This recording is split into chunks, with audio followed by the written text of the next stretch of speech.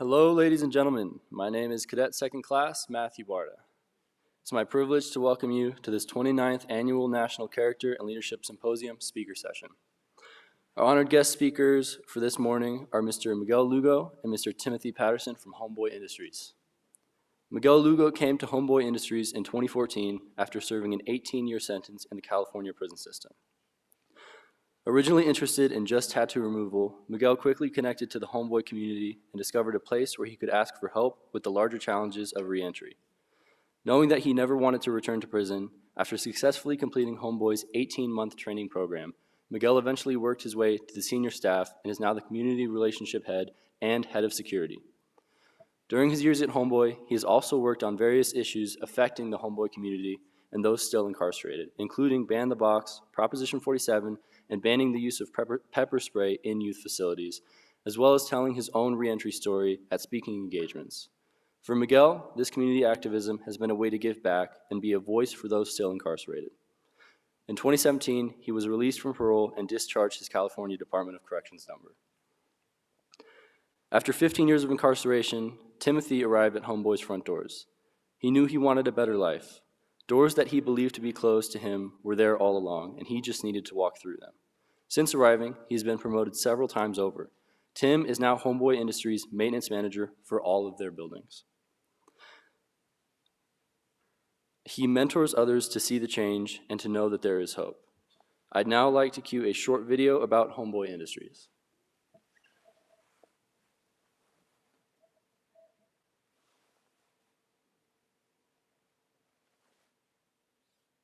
Heard about Homeboys in juvenile hall when Father Gray was showing up to do a mass, and I wanted to get out of my cell.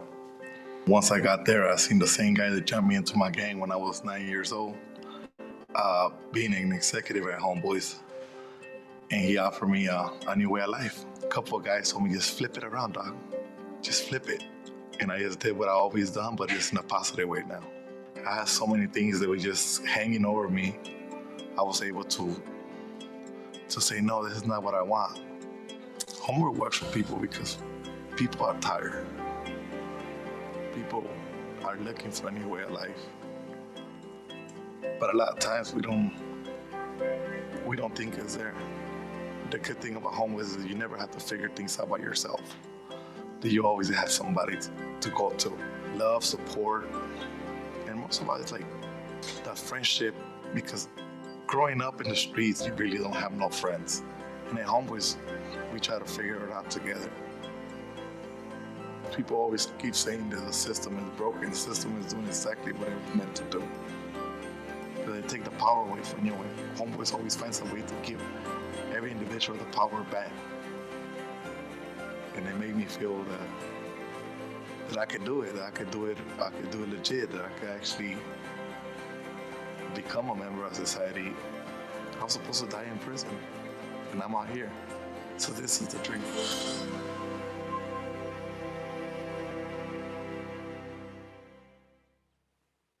Ladies and gentlemen, it's an honor to present to you Mr. Miguel Lugo and Mr. Tim Patterson.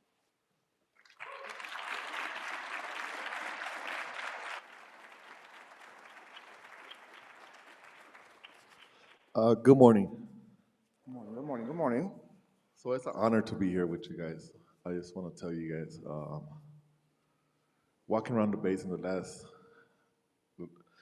yesterday and today, it was one of those things that, it's kind of like you guys, the dream to be here, right? To actually be part of something bigger than me.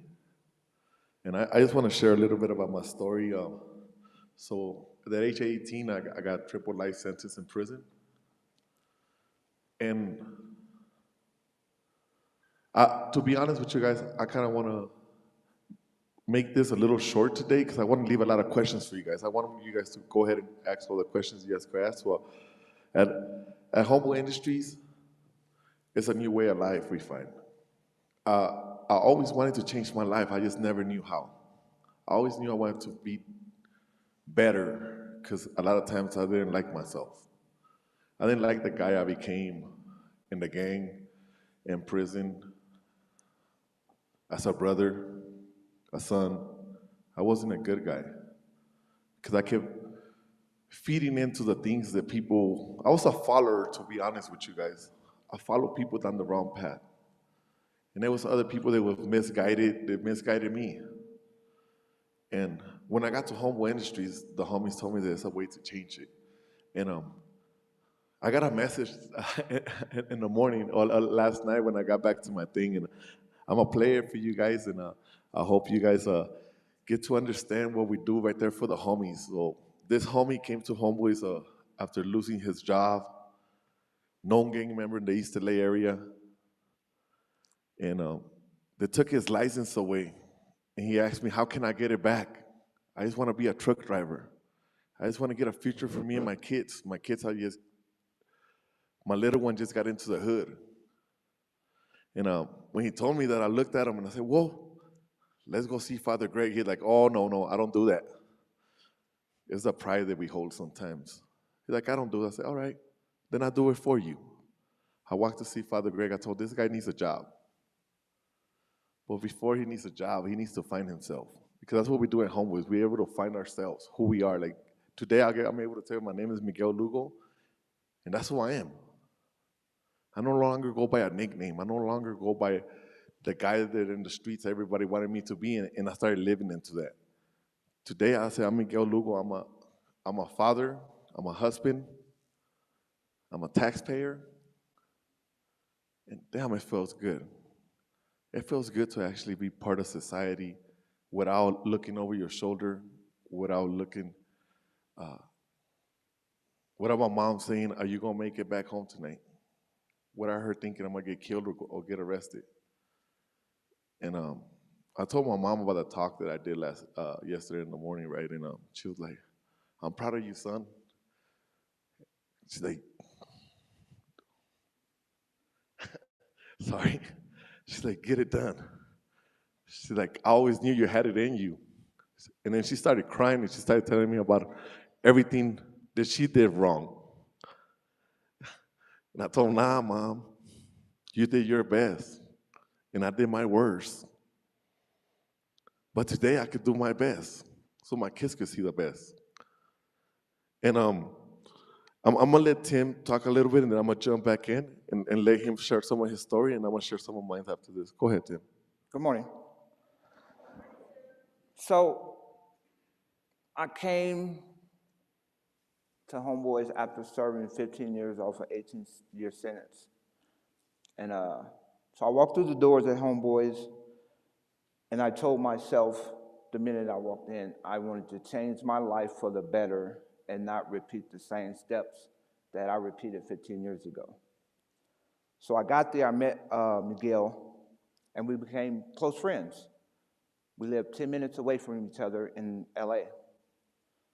So we talked, I'm like, "Look, this is not the life that I want to live."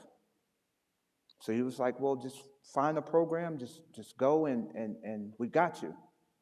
So I did the 18 months program.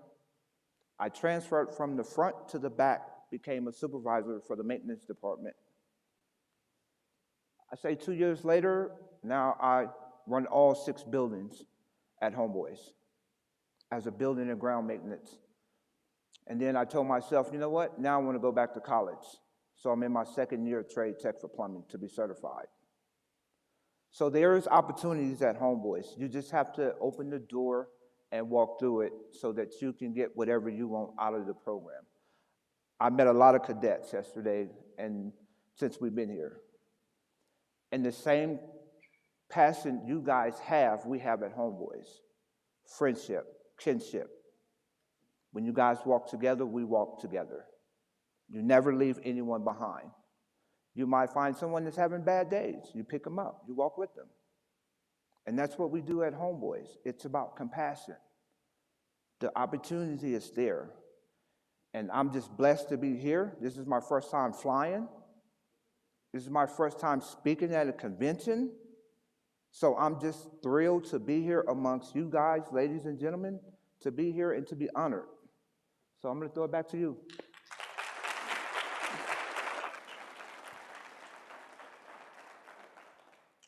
And so I got his message right here on the phone, and I want you guys to hear it because it really touched my heart yesterday. I was like, "Damn, this guy, like, he made it." And that goes back to the success story of Homeboy Industries. 75% of the people that walk, well, out of 100 people, 75% will actually never go back to prison. Out of 100 people, 75% will actually start college. And that's amazing because I never thought I could go to college. That was never even part of the equation in my life. I dropped out of school in the 6th grade, went back in the 10th grade just because I wanted to play football. And that's what got me back to school, the football. But to be honest with you, like, I had a couple of mentors. And now talking to the cadets, I see how you guys work. It's mentorship. It's one cadet mentoring another one. And man, we need more of this in the city. Man, we need a lot more like you guys when you guys go back home to be able to mentor a kid that's a little lost. They need somebody to guide them the right way, not somebody that's going to misguide you like the people that I hanged around with.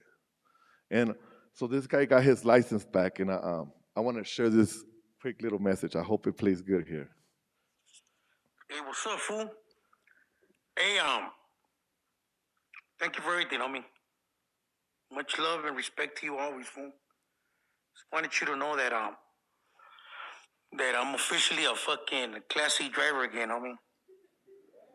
Just letting you know, love you, homie. Much love and respect.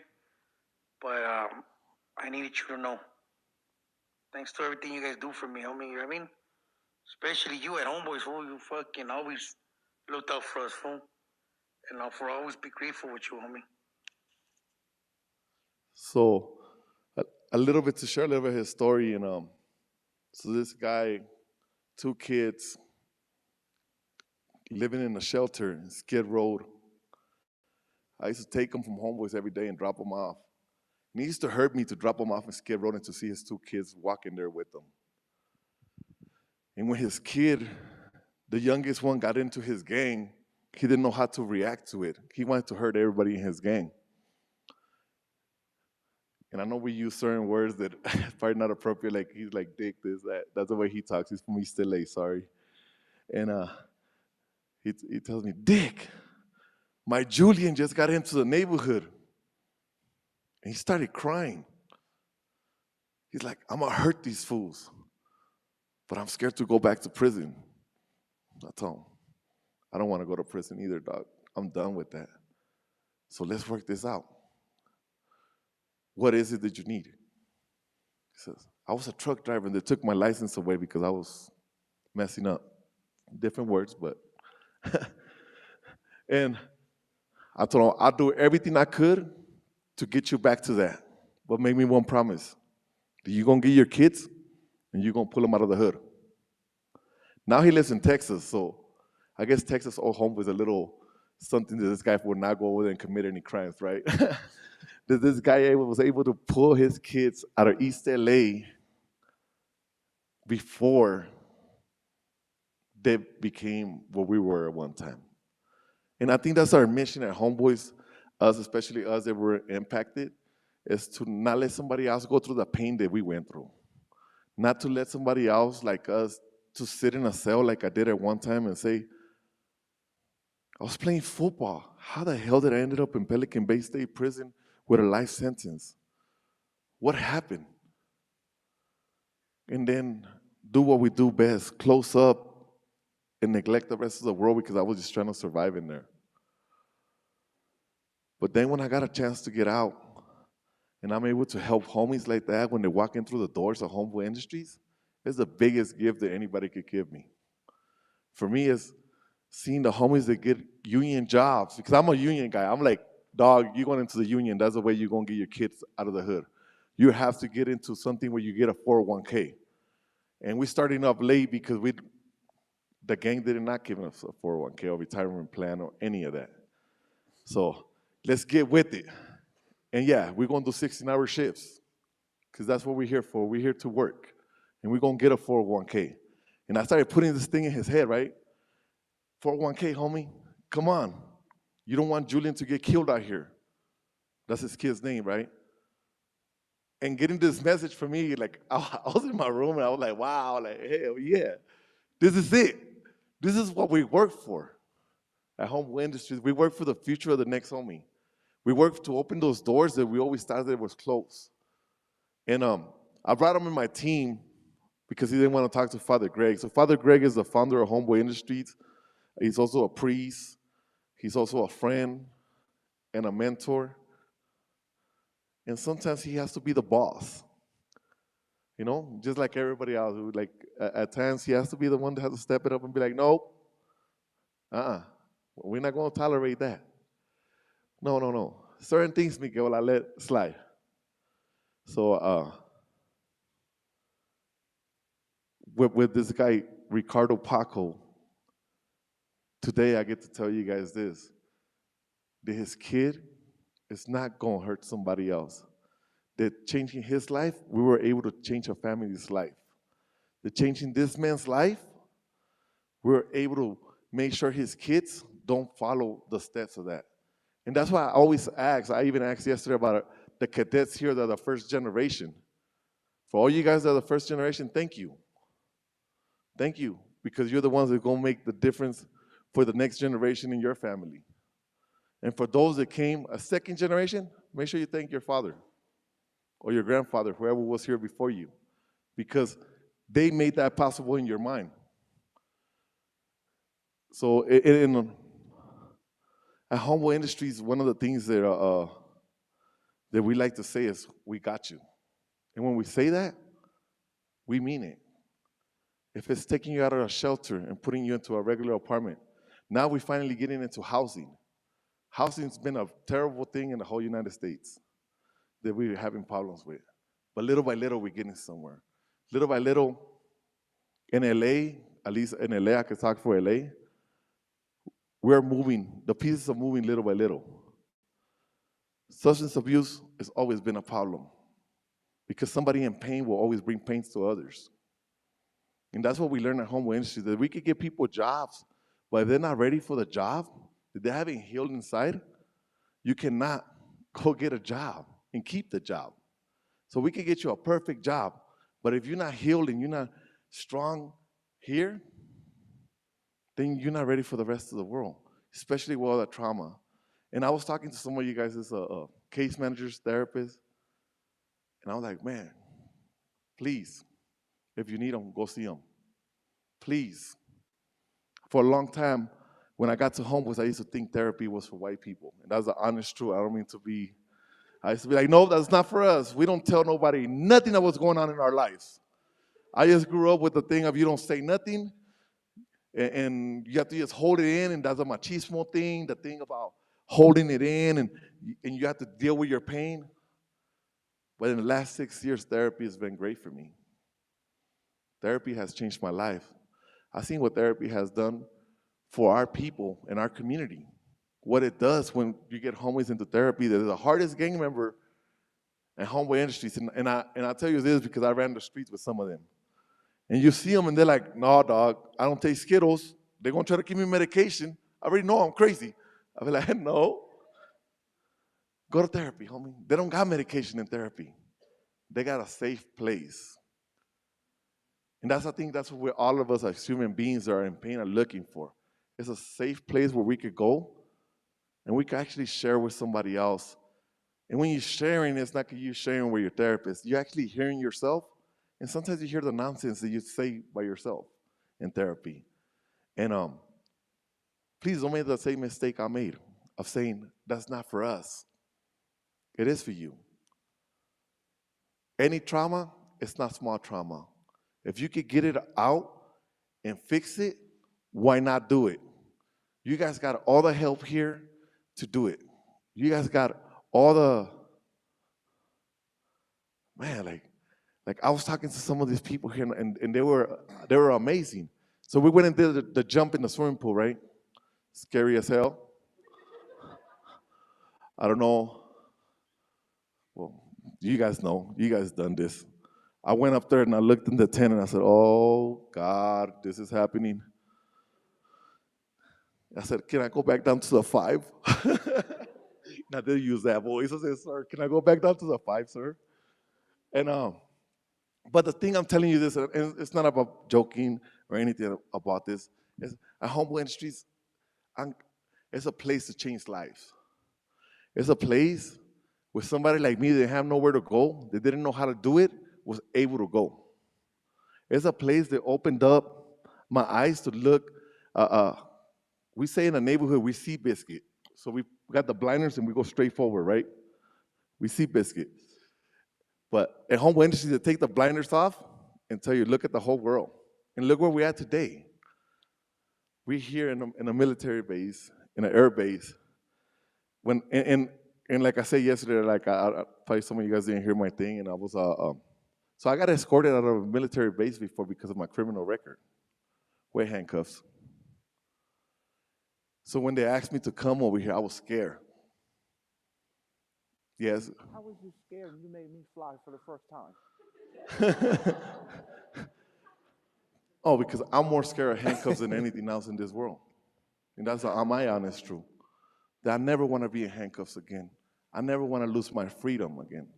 I never want to put myself in a thing where people will be like, homie, you can just cross the street right here. I said, nah, the light is right there, dog. I walk all the way to the light, believe it or not.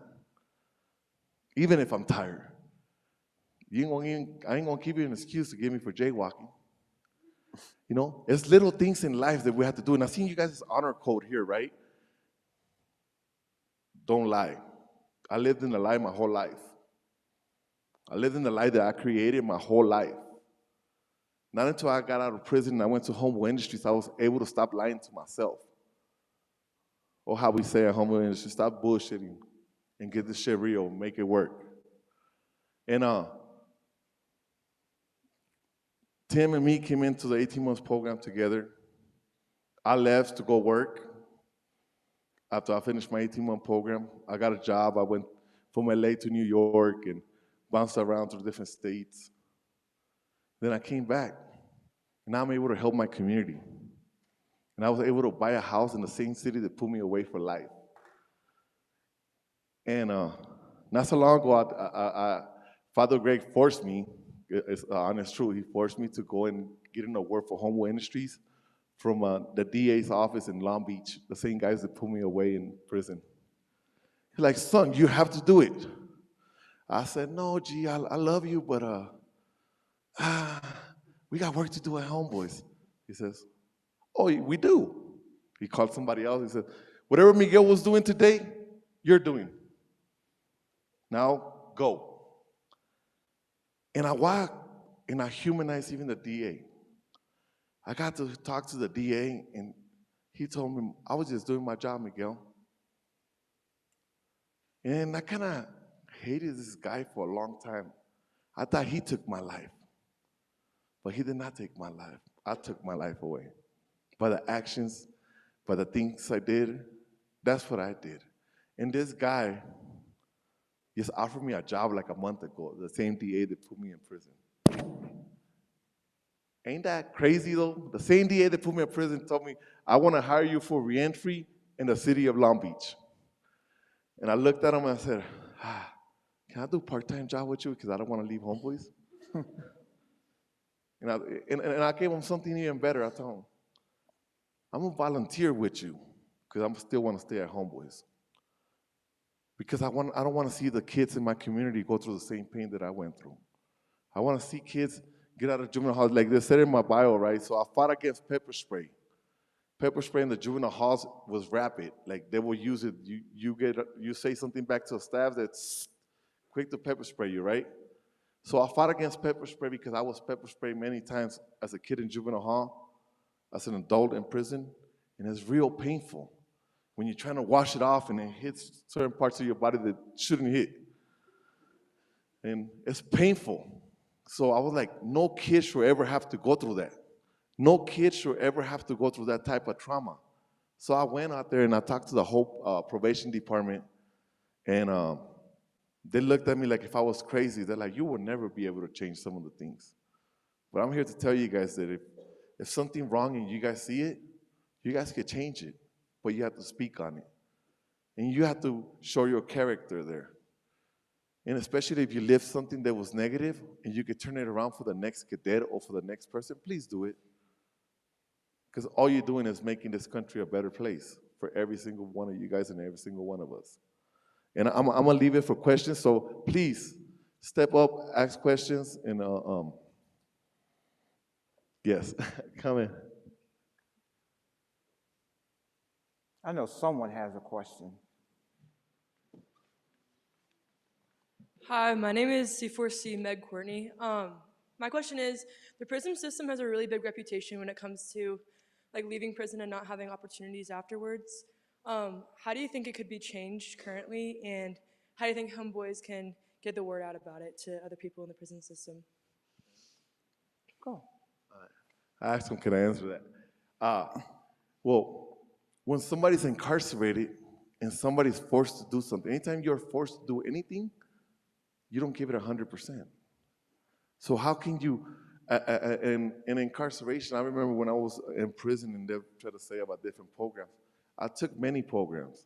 And actually I found my way of life back in one of those things in prisons, which it was sweat lodge. I'm a Native American, so being a Native American, they have sweat lodge we have services every 2 weeks, right? So we go out there, we put in the rocks, and we go into the nipi, and we sweat. And that was one of those things that actually helped me find God. It helped me connect to the Creator, to something bigger than me. And to be honest, it was a place that humbled me because it was so hot that I was like, oh my God, okay. And it humbled me, right? But it's things like that that we have to keep bringing into the prison system. Like a lot of people be like, oh, religion, like people, we just need hope. Religion is, of course, we have to have that there. School. Some of us dive into school because we don't want to think about once we step out of school, we're back into the same nonsense in those cells, in those dorms. It becomes, so for me, programming was some of those things that I did. I just didn't work for them because I know they were trying to pimp me. So in prison, they try to pay you $1 a day to work for the whole day. So I was like, no, you are not going to pimp me. So I'm not going to work for you. So I picked classes, education, and different things like that, so I wouldn't work for them. And that's my truth. My truth is, I'm like, I will not work for you guys. I wouldn't even push a broom for you guys. No, I will not do that. But I will go to classes. I will go to self-care classes. I will go to Life Without a Crutch, Life for Groups. I will go to, oh man, it was like so many groups that we go to. But in the end of the day, is if somebody don't have hope, I had 198 years. What kind of hope do I have for something in there? So to be honest with you, I was just stuck in my own hatred. I hated myself the whole time I was there. So people in pain bring pain to other people. And not until I got out, I was able to walk into Homeboy Industries and say, okay, what kind of classes do I need? My case manager, you get a case manager, a navigator, and then you get us, the sidewalk therapists. The people that talk to you outside and check your pulse and be like, how you doing? Come on, let's go to class, let's do this, you know? And my case manager, you need to go to domestic violence. I was like, I never hit no women. I said, yeah, but right here in this paper, it says, you grew up with domestic violence. And I was like, yeah. And not until I was able to go to those classes, I was able to tap into some stuff. And I was able to have conversations with my mom and my dad about why did I have that chip on my shoulder? Why did I hate some stuff about that was going on in my house when I was a kid? Why did I run away to the streets? So it's about finding yourself, being able to tap in classes. But in prison, it's hard because you caught up with the prison world. And you're trying to do both, and in the process of that, you get lost in your own anger. That just happened to me. I hope I answered your question. You did, thank you. Hey, my name is Cadet Gutierrez. I just had a quick question. So my dad went through a lot of the same things that y'all did. He found himself in a prison cell, but that was kind of the moment that he ran into trouble with the law a lot. But when he found himself in that cell is when he made that decision to change around his life, and I'd like to think that's why I'm here today. And so I just wanted to see if y'all could share a little bit about what was y'all's decision point? Like, where was that breaking point that it was like, I need to change my life, and y'all made that decision that led y'all to here? I think when I got sentenced, I think I think once the judge said we're going to give you 18 years and 4 months, that's when I accept responsibility for my actions. And when I got to prison, you can't straddle the fence. You are racially divided. You got almost 100 different gangs in prison. And you have to stay within your race. So there's no playing both sides. So for me, it was like, okay, well, I'm here. I got to get education because I can't play both sides of the field. And so I end up going to classes, to anger management classes. I told myself, in order for me to see that tunnel and to get to the end of that light, I got to do for me. Because ain't there one of these people in prison going to take care of me. Because once you're in prison, you don't have no homies. Who's coming to see you? Your mom, your pops, your sister, your brother, family. So for me, it was family and just staying focused. And when I got out of prison, I remember going to see my parole officer, and he was like, "Well, what are you going to do?" I'm like, "Give me 2 months, I'll be in school." He came back 2 months later. I showed him my credential for school. I showed him my pass that I work at Homeboys. He was like, "Out of the 75 people that I have on my caseload, you're the only one I don't have to monitor." And you have to make a decision, whether you're down, whether you're out, you have to make it right then and there that you want to change, because no one can do it for you. So. I have a question for the both of you. So I was just wondering, like on your hardest days, whether that be in prison or before prison, if you could look back and talk to your younger self, what piece of advice or motivation would you give your younger self today? My advice would have said I should have stayed in Alabama. Never came to California.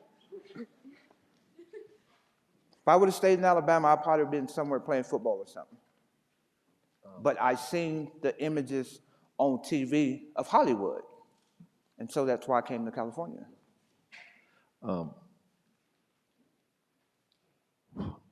Man, your core values.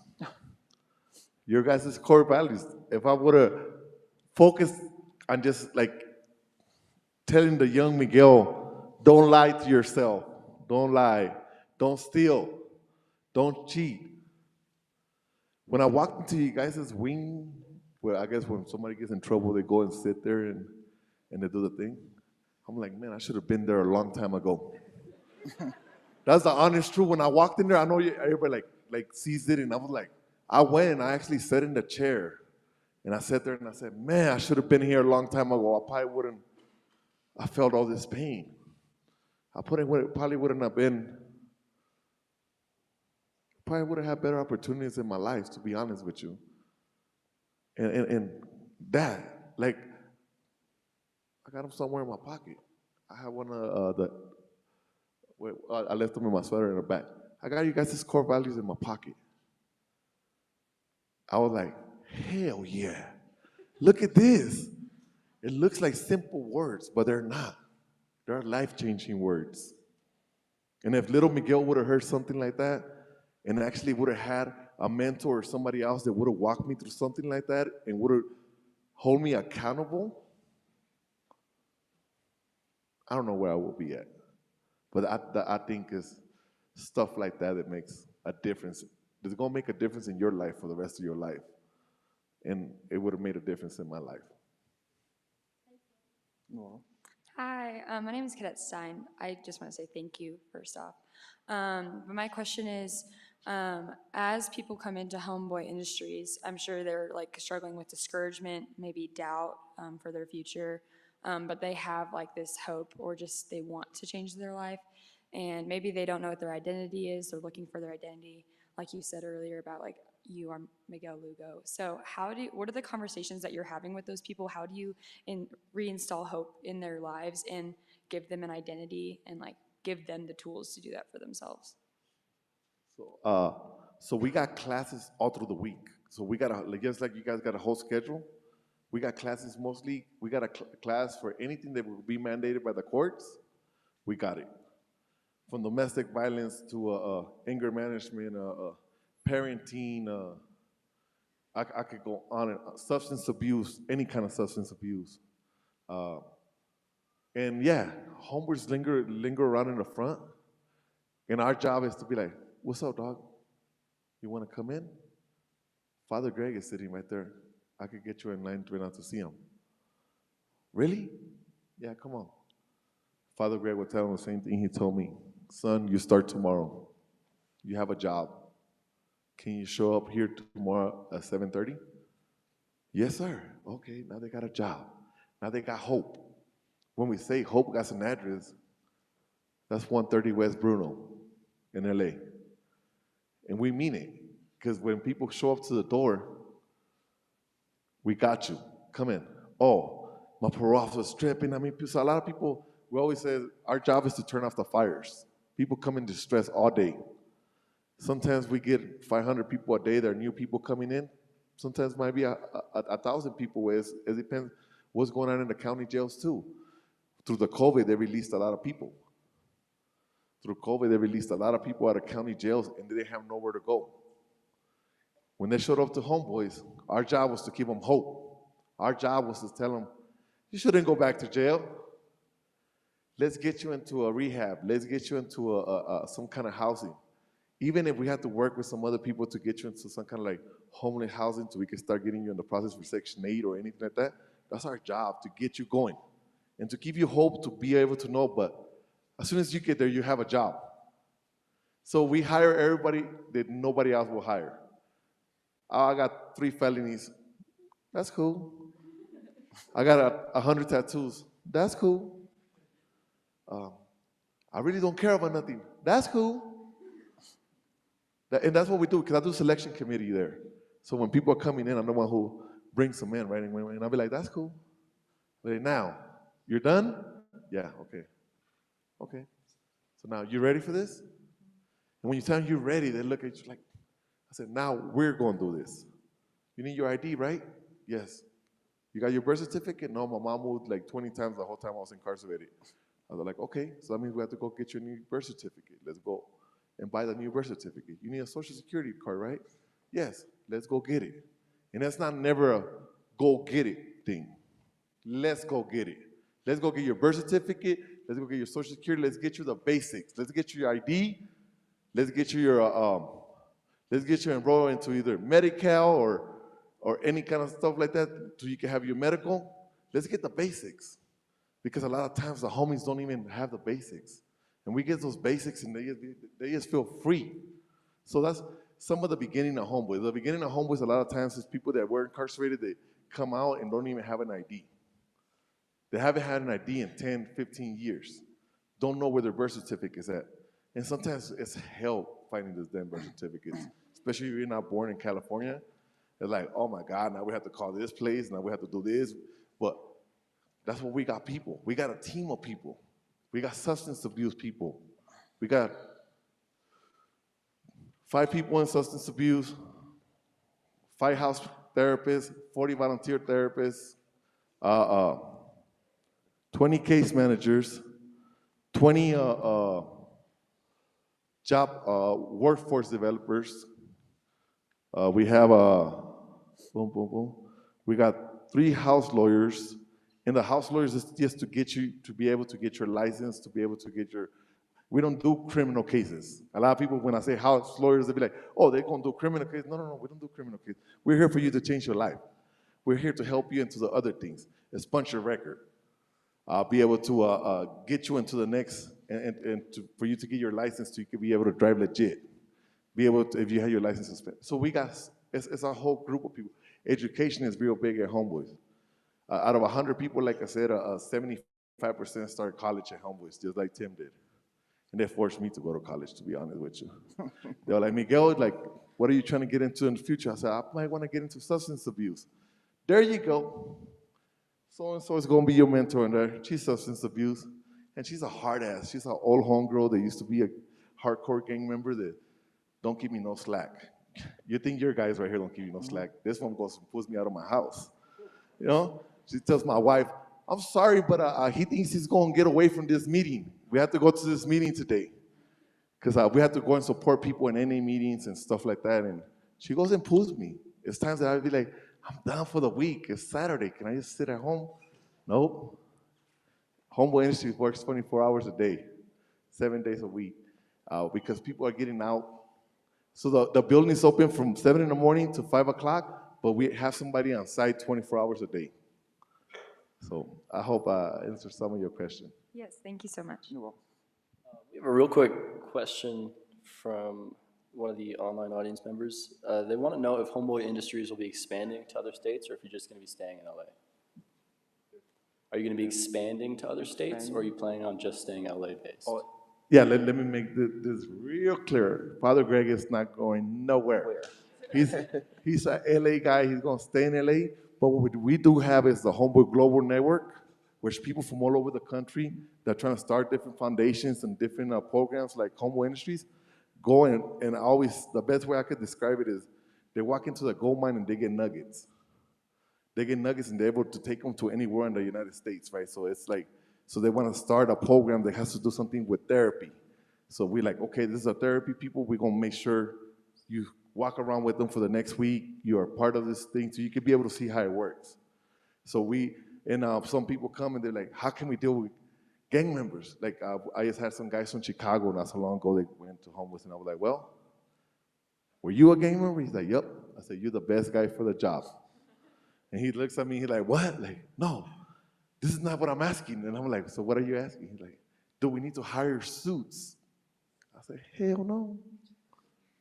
You will understand the little homie better than anybody else. Just like cadets are able to understand cadets better than somebody else, and you wouldn't ask somebody else to do something you wouldn't do. It's the same thing that happens in that world. I can't tell you nothing if I'm not willing to do that to change my life too. How am I going to tell you to change your life and if I'm not willing to change my life? So yeah, no, Homeboys, we will do assistance for anybody in the world. We have the Homeboy Global Network and people come from all over. But Father Greg says, nah, this is not a fast food restaurant. We'll never put a logo everywhere in the world. We will teach people how to do this because every community is a different community that needs something different. LA was the hub of certain kind of gangs and the way gangs will run, right? So it fits for LA. Chicago, you need to be able to bring it, but bring it to your own twist to what your community needs. It's like we can bring our homeboys into the base right here and be like, oh yeah, like we've served formerly incarcerated and gang members. You guys are gonna look at us like, what the hell? It doesn't fit you guys, right? So that's why we don't do that. We expand by letting people come and learn whatever they can learn from Homeboy Industries and sending them back out. And if we have to, we will go out there. We'll go out there. We walked in the streets of Chicago before. And to be honest with you, it's a whole different environment than LA. Whole different environment. But it's different tools that they could take back and implement them into their community. Well, that was for you. I was looking at her. No, next question. What's up, guys? So I'm Cadet Alex Somé. I'm from Inglewood, actually. So my dad used to bring home y'all's food all the time. But my question is, you guys do a really good job of changing reformed criminals and helping them go on that path. But how do you recommend we sort of take children who might begin to go down that path and try to take them away from that, especially if their parents, are gang members or are trying to indoctrinate them themselves? What do you think is the best way to make sure that these children don't even start on that path, so they have to be reformed? But they have to have a mentor, someone that can teach them, guide them. Ask them what type of programs they like. What do they like to do? They might say, oh, well, I want to learn how to play soccer or baseball, or I want to join the military.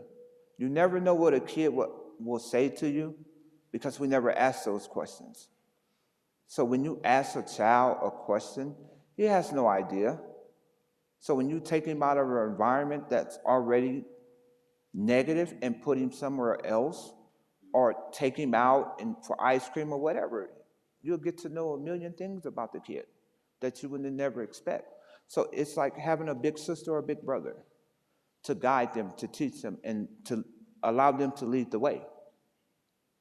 And so we got our First Street. That's a juvenile like facility. That's one of the buildings that we have, right? And it's all about school. So it's kids that had dropped out of school and they're not gang members. They were leading in the path to become gang members. They had family members that they were gang impacted or incarcerated, right? So that's the criteria. Having a family member that was a gang member or that's incarcerated. So those kids are the ones we want to pull. And then we go with them, and oh my God, like sometimes they're the hardest kids to work with. Because they're so excited about the world, but they are so convinced that the world that they need is the world that their father had before, sometimes. And to look at them and be like, no, homie, you don't have to go through that. No, no, no, no, no. Let's go ice skating. That's what we do. Like, oh, no, no, no, no. All your modules are in? Yes. Okay. So now we're going to pick all you guys up and we're going to take you rock climbing. We're going to go to Big Bear. So that's like one of the things that we do as our organization is like then we're able to take them out of their environment, right? And put them in a different environment. And then so at Homeboy, like school is a big thing. So then we start doing tours for them for different colleges, even USC, UCLA, the ones we got around us, right? A lot of us see them and be like, well, we would never go to USC, even though we live down the street from it, because we can afford it. But when those kids start doing those walks and somebody starts talking to them about grants, about how they'd be able to help them get into a school like this, how they'd be able to help them to go to East LA College first and then push them into a university, my God, you should see their faces. I could do that? Can I do that? You be like, do you want to do that? Yes, yeah, okay. Then we get somebody that they actually went to school. That's their mentor. They went to like, if you got kids that are dead hard on UCLA. I don't know why, they just love UCLA. I'll be like, all right. And then you get a guy that came out of UCLA, that came out of our way of life. So at Homeboy Industries, a lot of even our therapists and people like that, is people that actually were incarcerated at one time. They went back to school, they became therapists, they became case managers, they became navigators, they became all that, right? So we get those guys and put them next to the kids and let those kids be able to get a mentor like him to lead them and walk them through those, like, what would you call that? They take them through the whole campus and do like how we got the cadets that are doing the tour for us right here, and they walk us and take us to the swimming pool, to this over here, and to hear the history about this place, right? Which you guys got beautiful history too. I'm a history guy, sorry. and those kids get excited and they get a whole different thing. Like you say, your father Inglewood is a known gang-related area. But now it's also a beautiful area. We got one of the best stadiums in the United States. You know? And it's this. It's your father did push you to do well, right? But when you go back, it's what you do back in your community.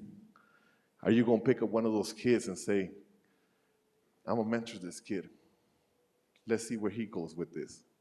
And I think that's where we're at in this world right now, right? Trying to bring people to realize that it's a better life for all of us out there. And we're all just searching for, we're searching for the American dream. We all want to be a homeowner one day. We all want to be the best parents we could be. We all want to make sure our kids are safe. And in that process, it takes a whole village to raise one kid. And that's what we try to do, even though the projects, the poverty, the drugs, the trauma in our communities is big. We have to look beyond that and say, no, we can fix some of this. If we don't fix it, who will? If we don't step up to the plate as a society, who's going to help the next Miguel that is going to end up doing life in prison? Thank you. Thank you. So we've got time for about one more question. See? Oh my God, we should have got some. And We'll don't, be here afterwards if don't you worry guys about have it. any I will answer additional any of your questions. questions out there. Hi, I'm Cadet Cristino from Penn State. My question is, everyone in this room has had the opportunity of college education and other opportunities in some way, shape, or form, but the airmen that we go on to lead and supervise and work with have not had those opportunities. So how do we go about, as leaders, creating a safe space for them and motivating them to pursue those opportunities?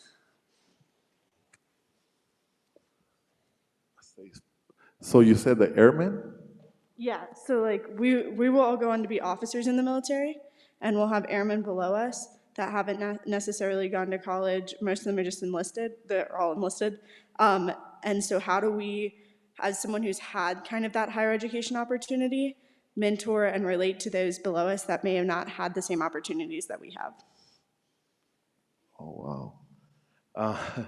You hit me with a good one, but for me, I will say, be true to your guys' code. Be true to being a brother and a sister to the next man that needs your help. The people, even as you being an officer, somebody has to put gas in your plane, right? Somebody has to screw some stuff in that's gonna keep you alive up there in the air, right? So it's about having mutual respect to each other as human beings. And it doesn't matter what job you're doing here.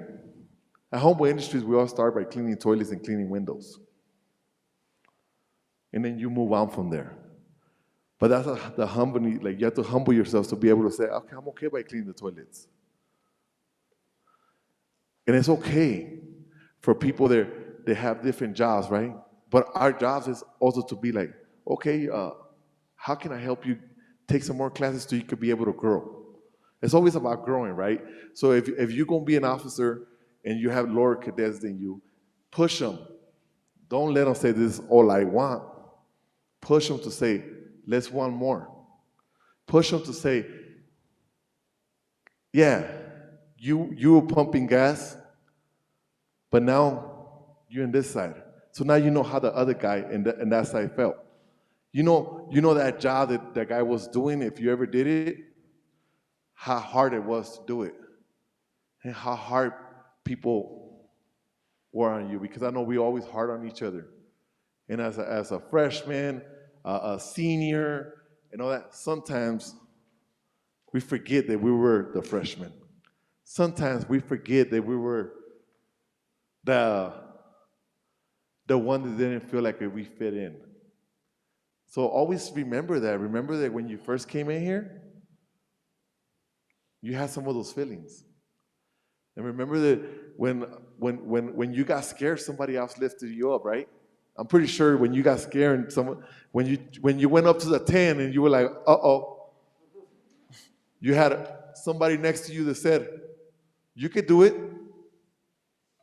Move your hands like this, like they were telling me, and then you bring them in, right? Somebody told you that, right? So it's the same thing. It's just different ways of life, right? That we have to use as we're moving on, and you go move on to be, even if you go to be a general. In the process of that, you were a freshman at one time. And always remember your struggles. And everybody's struggles is different. Because some cadets is their first generation, second generation. And then we go to the thing about we don't want to leave our families down. We want to be the best that we could be. But you can just be the best that you want to be. Not the best that what people want you to be. For a long time, I lived like that in the gang life. I lived trying to live up to somebody else's standards. And today I'm able to just say, I'm free from all that. So in the process of that, make sure you offer them the opportunity to grow at all times. As what was it that you say? As an officer? Yes. As an officer, offer everybody else the opportunity to grow. Like, hey, look, do you think you need this kind of classes? If you see somebody that having anger issues, let me just put it that. If you see somebody that having anger issues, then you know that might stop them from growing into becoming an officer. Maybe you could go to class with them and tell them, let's go take some anger management class. That's a leader. Let's go together and take those classes. I'll go with you for support. I seen in the wing. You guys impressed me with that wing. It's like that place where you stay when you do something wrong, and you have support. You got like the windows right there, and you can have people on the other side that can support you. Don't wait until you're sitting there to support somebody. Help them before you have to sit there. Don't wait until you have to sit behind the glass and say, now you have to stand in front of your peers and somebody's going to judge you in some kind of way. Let's pull them before that. That's what we try to do at Homeboys, where people going back to prison or any of that. Like, no, let's pull them now. Oh yeah, this guy's acting up. Okay, let's anger management classes. Sounds great right now. Therapy sounds great. Sometimes just a conversation, a safe place of saying, I love you. We could do this. Nobody else needs to know that you're struggling with this because we're going to get through this together, me and you, as a leader, as a officer. And I can see this because this gentleman right here, as he was escorting us through the base, he showed me a lot of his character. And damn, I wish I had his character when I was his age. Damn, I wish I was as honest as he could be. And he follows you guys' rules, and he does everything. And at first, I was like, oh, this guy's a square. But I'll tell you this, he's going to make a great officer because he was a square. Because he was...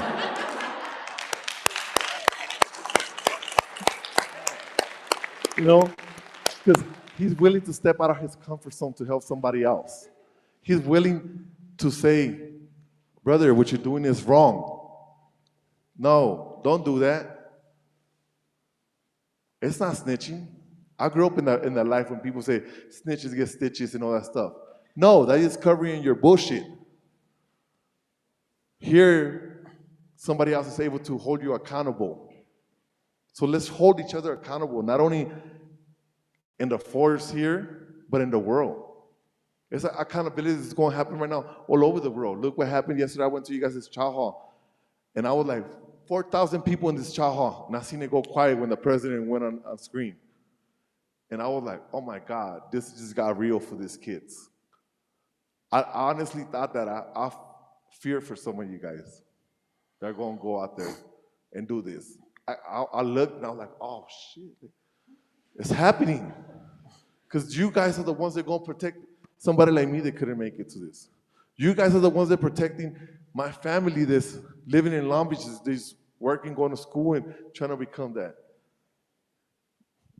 This guy that was able to stand with honor and say, this is what we do here, Miguel. And we will not bend any of these rules. And I said, hell yeah, I love that. Hell yeah, thank you.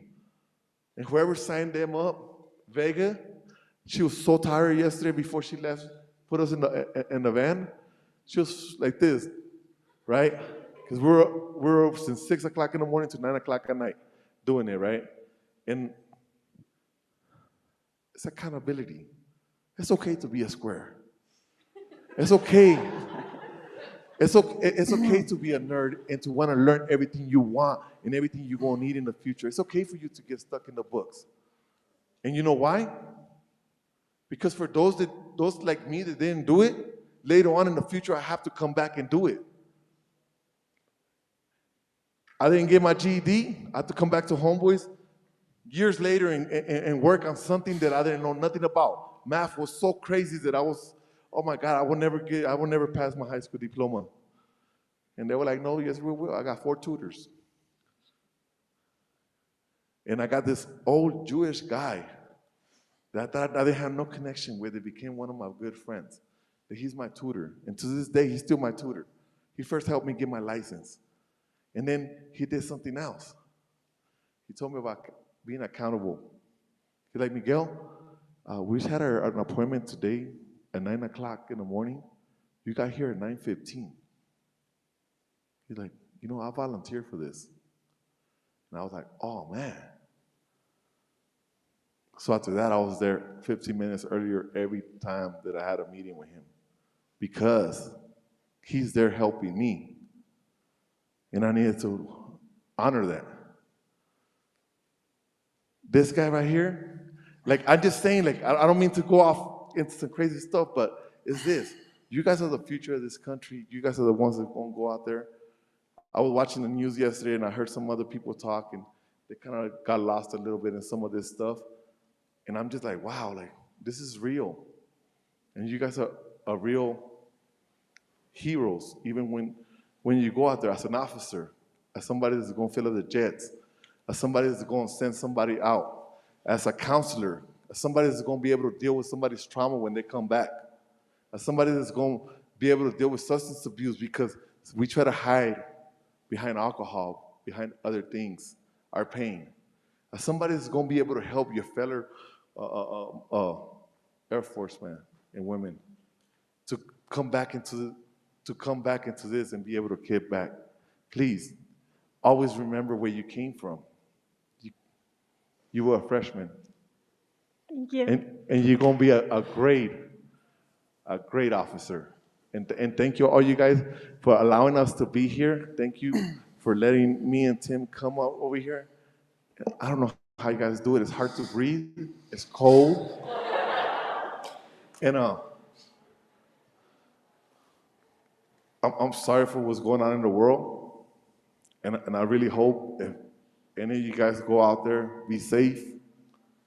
And thank you for your service. Thank you for allowing yourself to become the future of this country and to change certain things, because as we're looking at history things, certain things had to get changed because like more women were coming into the service over here. And they say certain words have to get changed, right? Can you please repeat the thing about give me more men? The poem? The Bring Me Men ramp. Huh? The Bring Me Men ramp, with the core values ramp used to be. Yeah, I know I ran out of time already, but those core values, even when they were changed, is because something needed to be changed, right? And it's never for the bad, it's always for the future. It says, bring me more men. And I told him, why didn't they just put bring me more Americans? He said, because they wouldn't go with the poem. and I was like, okay. And then he explained to me the whole thing about how and change is good. But you are the future. And thank you for being part of my future. Thank you.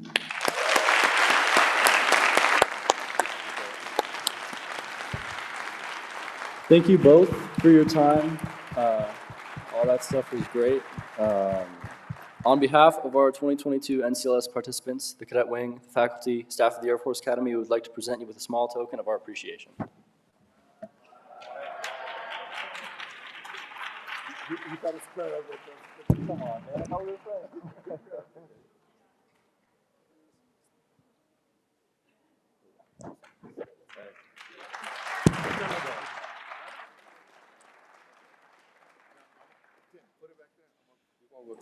This concludes our session. We would appreciate audience feedback at our testimonial booth on the south side of the Arnold Hall foyer.